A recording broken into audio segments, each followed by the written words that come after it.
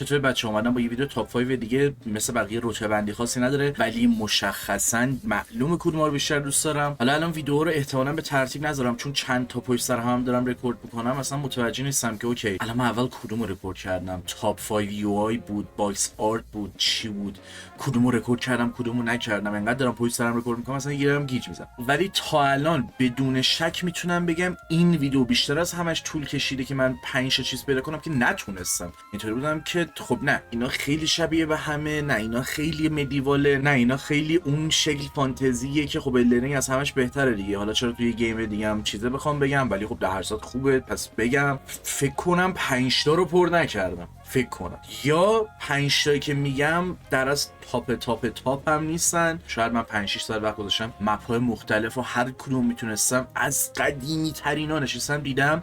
اگه چیزی خوش آمد اینطوری هم که این مپ نیست، این لول سکشنه ولی خیلی باحاله. اصلا از چی الهام گرفته؟ اوه ماریو الهام گرفته. خب یعنی الان من ماریو خوشم میاد، نگاه میکنم آره باحال، مپ اون شکلی خوشم میاد، ولی خب دسته چیزای این شکلی بود. بعد طبق معمول یه سری المان و فاکتور هست که بر اساس اونا میگم اوکی ببین مهم نیست اون مپ چقدر کار آمده، چقدر خوب و تمیز، اصلا اون سیستم اون مپ چقدر کار میکنه یا یونیکه. اون یه ویدیو دیگه. بیشتر هدفم مپی بود که به نظر توی همون دنیاست، ایمرسیوه و تو حس میکنی که هر بار این مپو من دارم نگاه میکنم کاراکترم اینو باز میکنه، نگاه میکنه و اون مپ خونیه اتفاق میفته. بذارید از همون اول با 2 تا از چیزایی که خیلی دوست دارم شروع کنم که بگم آقا ته قضیه و اون چیزی که میگم اینه، من اینو میخوام. این چقدر خوبه چون یکیشو میدونید چیه. بذارید بزنم جلوتر. اول با پرسونا شروع کنم. یه مپ دیفالت داره، یه مپ داره فکر کنم واسه دانجناش چیه، ممنتو. اون مپ دیفالت تقریبا چیز خاصی نداره، یعنی مثلا مترو توکیو برفرض یا آیکون خورده اینور یا آیکون خورده اونور، همین چیز دیگه نداره، همین کل مپ همینه. ولی به نظرم همونطوری هم ایمپرسیو و اگه فقط همونو داشت هم باز من بهش اشاره می‌کردم. یه مپ دیگه داره رو تصویر می‌ذارم، ممنتو. من اینو سرچ کردم بهش نگاه می‌کردم، مثل اینکه از تاور تارتاروس پرسونا 3 یا همچین چیزی مثل که الهام گرفت. و بازم میگم مپ دیفالت پرسونا 5 نمیگم کریزی اونقدر، ولی وقتی ممنتو هم کنارش میبینم نمیتونم بهش اشاره نکنم. جدای از اون مپ متروتوریه، اون مپ اون شکلی واسه پرسونا خیلی جوابه، یعنی میاد. یکی دیگهش قطعاً الدن رینگه، یعنی فاکینگ او مای گاد. مثلا تو زندگیم اینقدر با یه مپ اینتراکت نداشتم که بخوام زوم کنم نقطه بدم. بابا من میخوام بک دراپ بخرم، اصلا شما بگو مثلا یه پارچه‌ای که میخوام چاپ کنم، اصلا من میخوام مپ الدرینگ رو چاپ کنم داشته باشم. یعنی پوستر گیما رو من یه موقعی زورم یا چاپ کنم، بعد مپ گیما رو میخوام اینقدر خوبه نمیدونم خیلی باور نکردنی.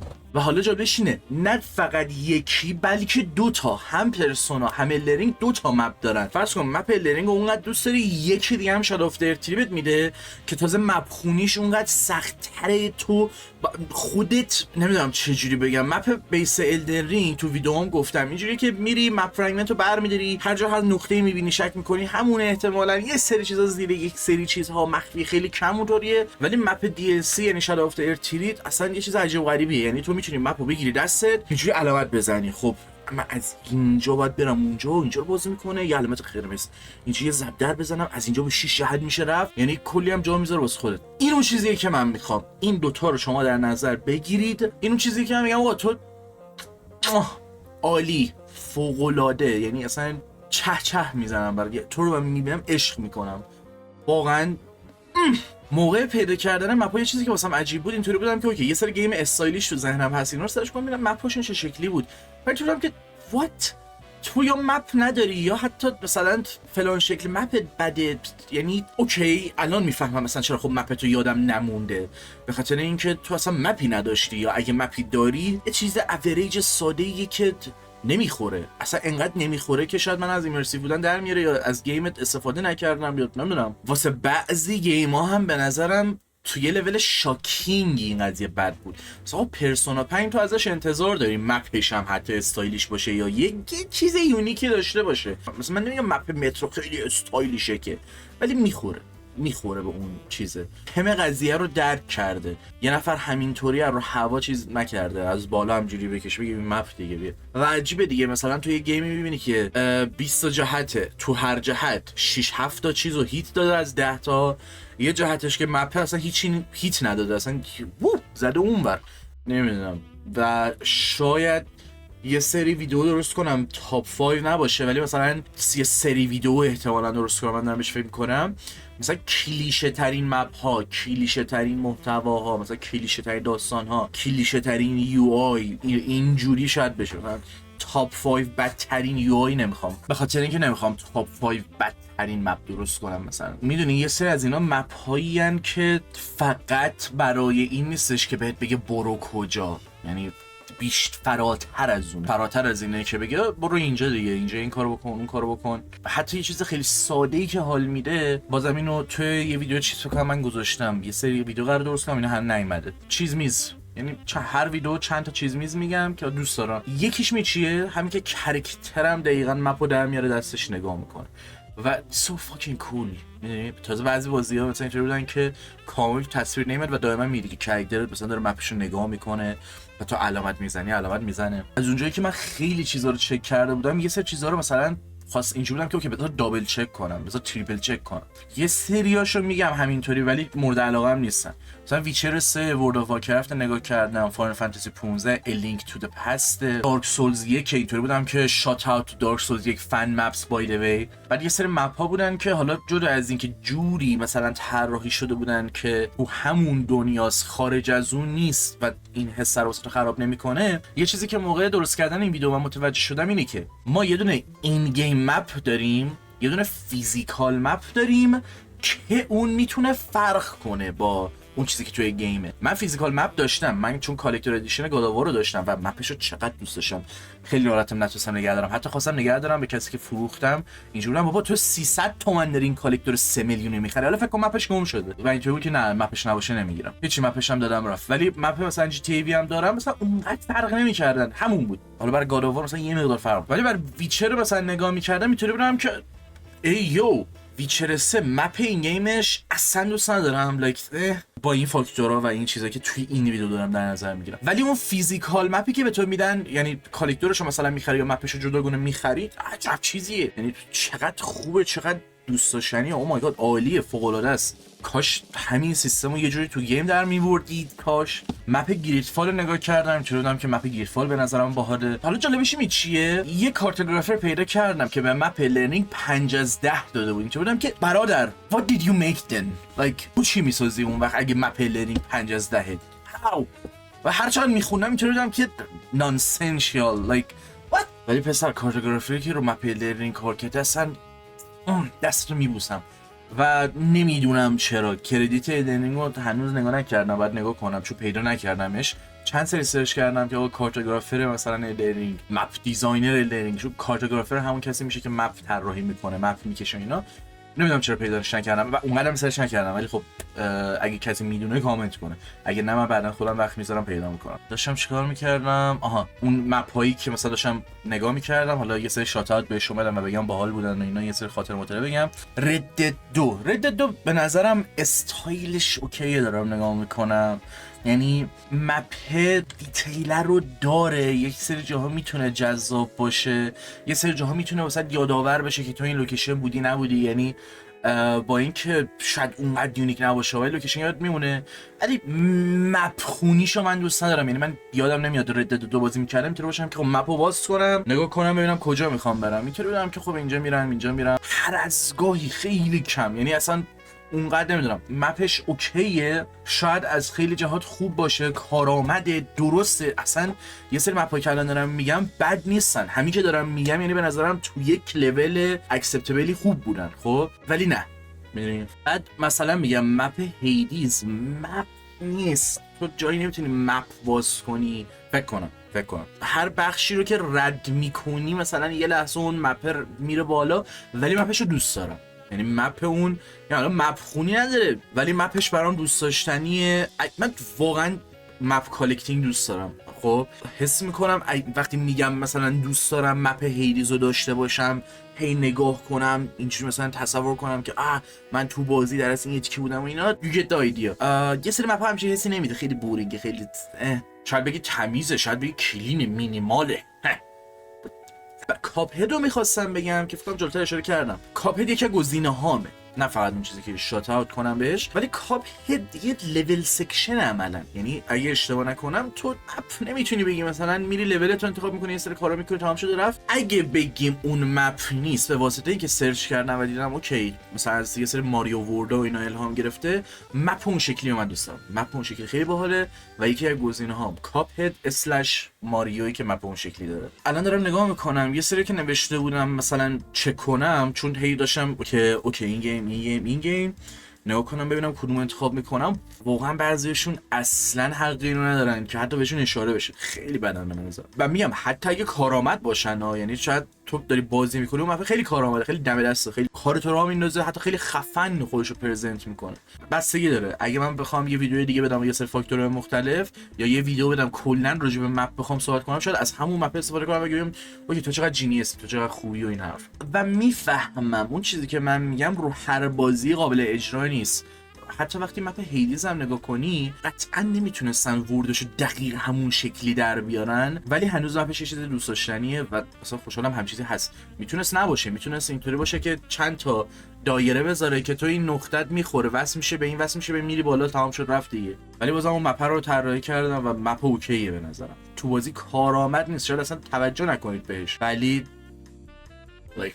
دوباره برگردیم سر این شات اوت ها. اینطوری بودم که شات اوت تو کینگدوم کام دیلیورنس به نظرم مپ خیلی خوبی بود، یعنی همون لحظه من داشتم نگاه میکردم اینطوری بودم که خب من اگه بازی کنم اینجا میرم، ولی یه دونه عکس پیدا کردم پست تو صفحه پر از آیکون بود، یعنی اینجوری بودم که فقط آیکون و نمیدونم من نمیپسندم اینطوری باشه، یعنی من ترجیح میدم این مپ تا یه حدی خالی باشه، مثلا الدرینگ باشه تو فقط سایت اف گریسا رو به من نشون بده بسه. همون سایت اف گریسا هم توی الدرینگ به نظر من زیادی دارن پر میکنن مپو، خیلی زیاده یه سری جاها. چه بهتر که من با یه گزینه بتونم خاموش کنم و همینطوری بخوام ببینم، یعنی اصلا یه سری جا یادم بره کجا سایت اف گریسا برداشتم نداشتم یه حرفا دیگه. بستگی داره دیگه، یعنی یه موقع میگی آقا اون آپشن رو گیم حداقل داره، من میتونم اون آیکونا رو خاموش کنم میدونی همینطوری اکسپلور کنم. یه موقعی نه الان دقیق اونو میخوام، بذار مپو باز کنم ببینم کدوما رو نداشتم و برم همونا رو بردارم. یه موقعی آره میتونی بگی اون دسترس پذیره دیگه، تو یه چیزی رو مپ پیدا کردی اون خودش مارک میشه حتی اگه نداری، بعدن که میای نگاه میکنی این خب هزار تا چیز هست که باید بردار. این یه موقعی خیلی حس بدی درست میکنه، مثل علامت تعجب جدیدی که تو الرنینگ اضافه کردن روی اینونتوری و خدا رو شکر که تو خودت دسترسی داری و خودت میتونی خاموش روشنش کنی که حتما همه آیتما که برداشتی و نخوندیشون یه علامت تعجب روش نباشه، چون بعد منو دیوونه میکنه. پس توی مپ هم یه حدی میگم یه بالانسی باید باشه، یه دقت و ظرافتی میخواد که خب اکثر مپا ندارن که من الان نمیتونم 5 تا مپ انتخاب کنم بگم اینو دوست دارم اینو اگه دوست دارم، این چیزاش داره خرابش میکنه. ولی کینگدوم کام دیلیورنس و اگه مپ من این شکلی باشه من دیوونه میشم، یعنی واقعا قبلا شاید حال میکردم چقدر چیز باید جمع کنم برام همه رو جمع کنم که مپ خالی شه به خودم حس خوبی داشته باشم، ولی چیز مترو اگزودوس رو مپش دیدم به نظرم بد نیومد، الکی بزرگ نیومد، دوست داشتم و هر چی رو مپ هست رو داشتم نگاه میکردم اینطوری بودم که اوکی من اینو بازی کنم، اینجا میرم نگاه میکنم، اینجا رو نگاه میکنم، مپش باحال، دستش میگیره خودش نگاه میکنه، نه خیلی بزرگه نه خیلی کوچیکه، یک سری جا انگار مثلا انوایرمنت های بیشتری احتمالاً هست ولی یک سری جاها انوایرمنت گذاشته. من حداقل اونی که رو مپ رو میرم سراغش ببینم اونجا چیه چه خبره و مترو اگزودوس رو بهش اشاره میکردم، هیریز اشاره کردم. سر هالو نایت ببین من این شکل مپ رو دوست ندارم کلا مپ مترویدوانیا، ولی این مپی که رو تصویر میذارم that's peak fiction right there خیلی خوبه و حس میکنم من دارم سوتی میدم یعنی دارم اشتباه میکنم، نباید هالو نایت یکی از گزینه‌هام باشه چون یکی از گزینه‌ها اصلی یکی از مپایی که دوست دارم، ولی فکر کنم اون چیزی که من دارم میگم از اون فیزیکال مپاست، یعنی اینو من توی یه ویدیو دیگه باید میذاشتم. حتی برفرض اگه اون فیزیکال مپش هم در نظر نگیریم که از الان معلومه دیگه مشخصا جزو محبوبامه، چون نمیدونم اونو میتونی تو گیم بگیری یا نه. مپ هالو نایت نمیدونم منیجبل تر به نظر میاد، ولی اگه بخوام واسه مترویدوانیا بگم چون مپ های مترویدوانیا رو من میگم دوست ندارم، مپ هالو نایت به خاطر این به نظرم اوکی بود که یک سری جا یه سری آیکون داشت، سری جا و تو انگار میتونستی تشخیص بدی که اوکی اینجاست میتونم تشخیص بدم کجا بودم نبودم و اون شکل و حالتش میگم انگار یه دسترس پذیری بهش میداد. در هر صورت اگه مثلا هالو نایت انتخاب نکنم پرنس آف پرشیا لاست کراونه که وقتی من بازی کردم اینجوری بودم ببین من مپ مترویدوانیا اصلا دوست ندارم، ولی کاری که تو داری میکنی بذار یه دقیقه نگاه کنم ببینم یه جا حتی آیکونم فکر کنم اون شکلی نداره. خب ولی من تشخیص میدادم خب اینجا اینه اینجا اینه میدونم اینجا اینه و اون قابلیت عکس اون قابلیت عکسم که دیگه ته قضیه است، رو اون عکس نگاه میکنم اینجاست حل تمام شده رفت. یا اون فضای بازی که مثلا میذاش مترویدوانیا مثلا مپش اینجوری خطی با 20000 تا خطه، این یه فضای بازی میذاش، یعنی اون محیطی که میرفتی توش چه شیپی داشت تقریبا انگار سعی می‌کرد اون شیپ رو توی اون مپه بذاره. برای همین واسه من خیلی مثلا خانا بود، با اینکه چندین به نفر نشون میدی به نظر خیلی گیج کننده بیا خیلی خانا به نظر نیاد و حالا نایت هم اونجا که تمام نکردم اینطور به نظر میاد، ولی هنوز جالبش اینه که وقتی نگاه میکنم همینطوری کامل مپش رو میگم اوکی میتونم حدس بزنم که این آیکونا یا مثلا این شیپی که داره کمک میکنه که اوکی اینجا اینجاست اینجا اینجاست. موقعی که بازی میکنی یاد میمونه. ولی مترویدوانیا هم بازی کردم که تموم میکنی اصلا خیلی هم دوستشون داری، مپشون افتضاحه، یعنی افتضاحه. قطعا بخوام یه مپ این شکلی انتخاب کنم یا هالو نایت یا پرنس آف پرشیا لاست کراون، اینم یکی از آپشن‌ها. و سام هم کاش مثلا یه سری آیکونایی که میذاش بیشتر بود. نمیدونم من هاردکور فن این قضیه نیستم، شاید خراب کنه تجربه رو که بعید میدونم، ولی به نظرم کمک میکرد بالتر و جالبتر میشد و بیشتر شیپ اون محیط رو بگیره به خودش خیلی خوب میشه دیگه. به نظرم کاری بود که تا یه حدی انگار پرنس آف پرشیا لاست کراون انگار داشت میکرد، نمیدونم چرا همین چیزا حس میکردم. و سام هم کاش مثلا یه سری آیکونایی که میذاش بیشتر بود. نمیدونم من هاردکور فن این قضیه نیستم، شاید خراب کنه تجربه رو که بعید میدونم، ولی به نظرم کمک میکرد بالتر و جالبتر میشد و بیشتر شیپ اون محیط رو بگیره به خودش خیلی خوب میشه دیگه. به نظرم کاری بود که تا یه حدی انگار پرنس آف پرشیا لاست کراون انگار داشت میکرد، نمیدونم چرا همین چیزا حس میکردم. وسط ادیت تو پرانتز باز کنم حداقل اگه کل ژانر متروید رو نگم یک سری هستن که اصلا دوست نداشتم، اینطور بودم که اوکی بیشتر مپ ها هم به اون سمته. ولی یه نکته هست، داشتم بازی مترویدوانیا که تجربه کردم و نگاه میکردم از وقتی یادم میمد تا الان اینجورم که چجوری من اوری رو یادم رفته بود، هولی شیت. و مپ جفتش رو چک کردم به نظرم خیلی اوکیین، جدای از اون یه جینیسی دارن به نظرم که اون موقع حساب کن اوری اینقدر واسه من راحت گذشته که مثلا خب متوجه این قضیه نشدم دیگه، مپش من اذیت نکرده بودی که تو مخم بمونه موقع ضبط ویدیو بخوام بهش اشاره کنم، ولی از اون طرف نمیدونم چرا خوبیش یادم نمونده که بخوام بهش اشاره کنم، چون خب خیلی قبلا زدم و تازه دارم با مترویدوانیا هاردکور تر انگار درگیر میشم. ولی آره مپ اوری با صرف این که تو بک‌گراند خودش بجن که تو خالی باشه و میاد اون محیط رو میذاره حالا با یه اوپاسیتی کمتر یا یه شکلی که تو میفهمی درجا کجاست، به نظرم خیلی خوب کارو در میاره. و آره بین مپ‌های مترویدوانیا بخوام بگم هم پرنس آف پرشیا، اوری، هالو نایت، فعلا این سه تا رو دوست دارم، ولی خب باید خیلی بیشتر درگیر بشم با مترویدوانیا. یعنی برای مترویدوانیاها صرفا سراغ اون چیزایی رفتم که تجربه کردم، زیاد سرچ نکردم برای مترویدوانیا به خصوص. تا اینجا از 5 تا چیزی که مثلا دوست داشتم پرسونا 5 گفتم، الرینگ رو گفتم،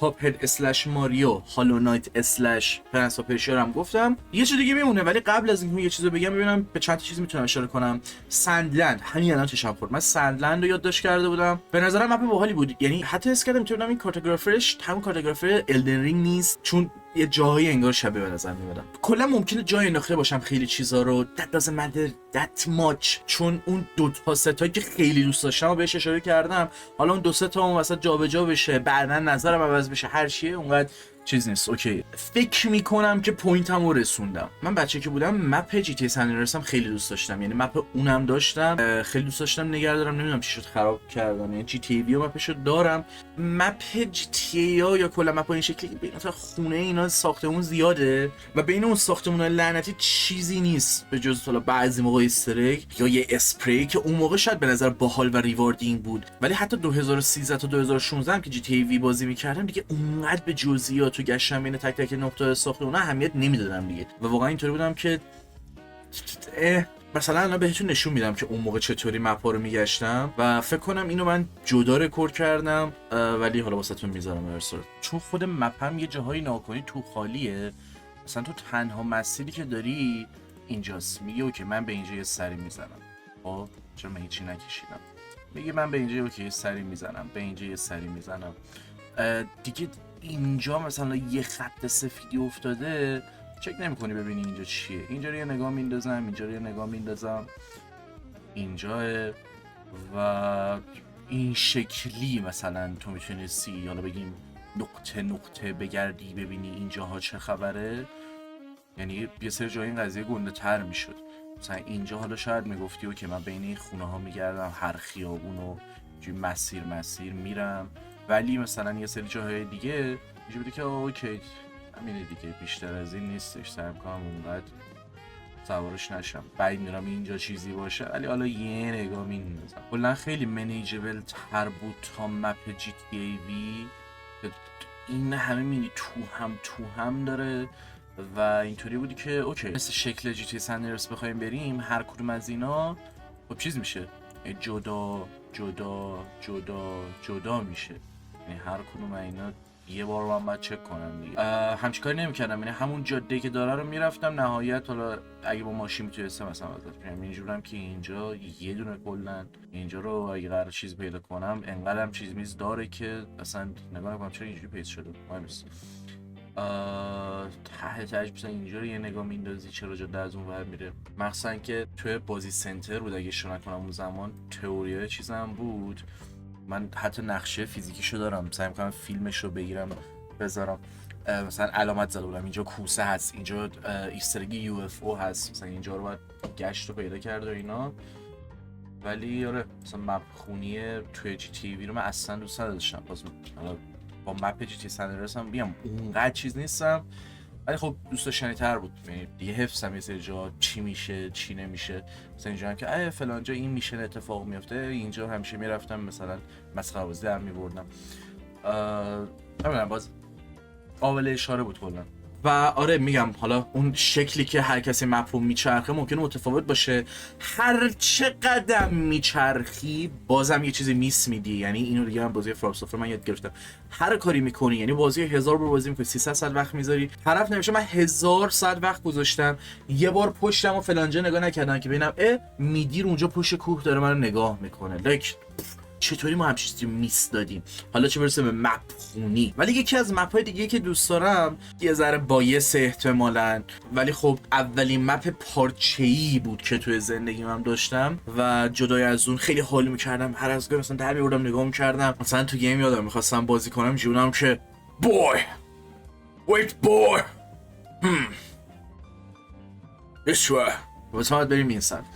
هنوز شاید یک سری جا بگید ایمپرسیو نیست اونقدر، یعنی اون استایل مپی که داره به جای اینکه خب اون ساختمون رو مثلا گذاشته باشه تو خالی باشه 4 تا خط باشه، اون تکسچرش هم هست انگار تیریدی اون مدل اومده بالا که خیلی بازی این کارو کردن.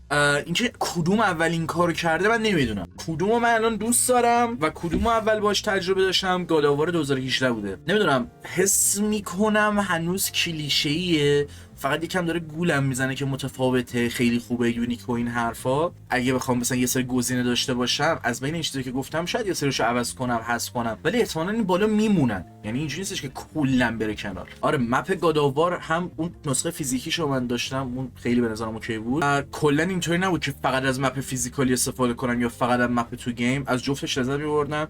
اون مپ تو گیم هم خوب بود، هر بار نگاه می‌کردم جام که این مجسمه‌اش کوچولو اینجاست باحال با نمک هر چیه. این بود مپ هایی که من دوست داشتم. رتبه بندی خاصی نداره، میام معلومه کدوم رو بیشتر دوست دارم، ولی دوست داشتم به یه سریش اشاره کنم، این 5 تا رو تو لیستم داشته باشم. حالا دیگه ویدیو عملاً زدم تاپ 5 سعی میکنم اون 5 تا رو پر کنم، ولی بازم سعی میکنم چیزایی رو پر کنم که حتی اگه از ته دل عاشقانه یا اون شکلی دوستشون ندارم نه واقعا باشون اوکی لذت میبرم. شما نیازی نیست حتما فاکتور و المان های منو داشته باشید، ولی اگه خواستید خودتون رو میتونید محدود کنید به همون شکلی که من گفتم. یعنی ببینید شما چه مپی رو دوست دارید، یا نه شما میتونید بگید آقا حالا فعلا اون ویدیو اگه قرار جدا بیاد نیاد اصلا نمیدونم صبر نکنید. زیر همین ویدیو مپی که دوست دارید و مپی که باز دلتون خواسته فیزیکالش رو داشته باشید، چه نسخه فیزیکالش شد اگه فرقی میکنن، چه نسخه این گیمش مثلا چاپ کنید داشته باشید که از رو اون مپ خونی بکنید. شما چه خاطری با مپ خونی دارید، شما چطوری یه مپ رو حفظ کردید، مثلا کجا اون چه بدونم گروو استریت رو مثلا در نظر بگیر. گروو استریت یه جوری تو ذهنت نقشه میبسته که تو مپ خونی تو راحت تر می‌کردی. حالا هرچی چیزای این شکلی واسم کامنت کنید و من یه نگاه بکنم ببینم چیزی جا انداختم. گیرید فالو ویچر ساینا گفتم. آها یه چیزی هم نوشته بودم، به خاطر این بود که داشتم این لیستا رو در می‌آوردم، یه سری مپ‌ها رو نگاه می‌کردم که این مپ خوبیه، ولی من آخرش متوجه شدم، یعنی میگم اون مپ‌های فیزیکالی که داشتم چون اونقدر فرق نمی‌کردن نمی‌دونستم یه سری مپ هست که اون نسخه این گیمش با نسخه فیزیکالش ممکنه کاملا دیزاین متفاوتی باشه، چیز متفاوتی رو بخواد ارائه بده اصلا، یعنی اون مپ محدود به گیم نباشه، مپ اون دنیای باشه. بعضیاشون حالا منشن کردم، بیشتر ریسرچ میکنم روی این قضیه و یه تاپ 5 هم احتمالاً واسه فیزیکال مپا بسازم، ولی نیاز به ریسرچ بیشتری داره. الان مثلا میگم فکر کنم من بوردرلند رو دیدم، بوردرلند رو من بازی نکردم، یه بار خواستم با حسین بازی کنم، نتم انقدر داغون بود، هنوزم داغونه، نمیتونم بازی کنم، دوست داشتم کوآپ برم. مپش رو نگاه کردم، مثلا مپش واسه من چیز جذابی نیست، ولی فیزیکالش نگاه کردم، فیزیکالش به نظرم خیلی باحاله، یعنی چونم چجوری همینا تو گیم نذاشتیم. اگه تونستم اونو درست میکنم، یه دونه درست میکنم، سیستم یونیک یا باحالی دارن اصلا اون دنیای چطوری فانکشن میکنه مپش، مثلا تو اگه اوپن ورده چجوری اوپن ورده، یا چطوری تو رو محدود میکنه که از یک سری محیطا بیشتر نری، جلوتر نری، حالا چه با لول باشه، چه الکی مثلا اوپن ورد باشه، چه یهو یه دیوار بذاره جلوت با هواپیما که داره میری بوم بخوری توش و بگی اوپن ورد نبود، میشنه تو برو که باز بشه. خیلی چیزا هستش که قابل بحث باشه و بشه ویدیو این شکلی سرشو درست کرد. اگر هم شما ایده چیزی دارید اوکیه واسه مطرح کنید، یا مثلا حالا حتما واسه که ویدیو درست کنم بگید اوکیه، شاید یه چیز یونیک و خاصی هست که شما دوست دارید و کسی بهش توجه نمیکنه، نمیدونم چی میتونه باشه، میتونه ستینگ آدیو باشه، چرا که نه، شاید شما یه علمی دارید، یه چیزی میدونید که آقا من اگه صدا رو به اندازه کافی آپشن بدم دست خودم، من یه تجربه فوق العاده برای خودم میسازم، ولی این کارو نمیکنی، یه اسلایدر بیشتر نمیدی بهم واسه کل صدا و صدا از کل دیالوگا اینقدر بیشتره که من حس می‌کنم دارم بازی داستانی میرم. آقای کال آف دیوتی سر چیزای دیگه هم هست، مثلا میتونم جایگزین اینا کنم، بگم که اینو مثلا اگه نذارم جی تی اس اندرسون میذارم، و واقعا هم دوست دارم یه باب مثلا داشته باشم، الان اونقدر جا ندارم، ولی یه مثلا مپ جی تی اس اندرسون. همین چیز دیگه نمیمونه. دمتون گرم که این ویدیو رو تماشا کردین، حرفا و شب و روزگار خوش.